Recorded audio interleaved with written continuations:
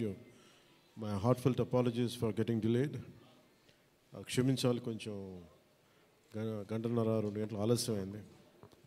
ఈరోజు 24 cabinet meeting ఉండటం వల్ల అది కొంచెం తర్వాత ఫాలో ప్రివ్యూస్ ఉండడం లేట్ అయింది. మనస్ఫూర్తిగా క్షమించమని అడుగుతా ఉన్నాను నా ఆలస్యానికి.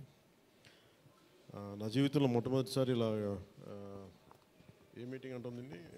Thanks meeting, success meet. Okay,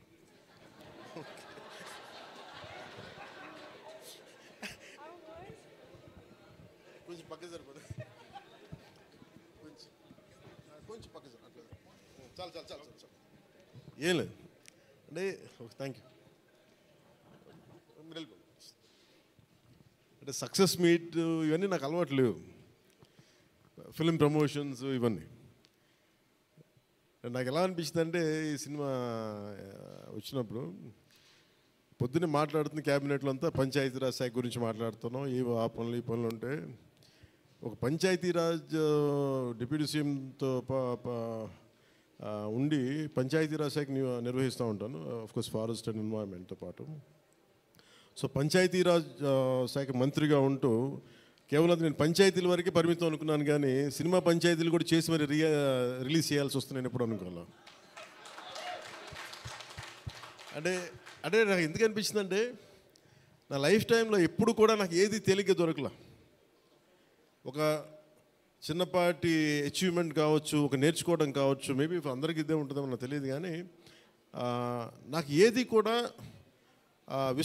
ఏమంటుందని వడ్డించిన విస్తరి కాదు నా జీవితం. ఇప్పుడు అన్నీ కింద పడి ఇన్నాళ్ళకి పోనీ మనం డిప్యూటీ సీఎం అయ్యాం, సినిమా అలా రిలీజ్ అవ్వాలి కదా అని 70 రిలీజ్ అవ్వాలి.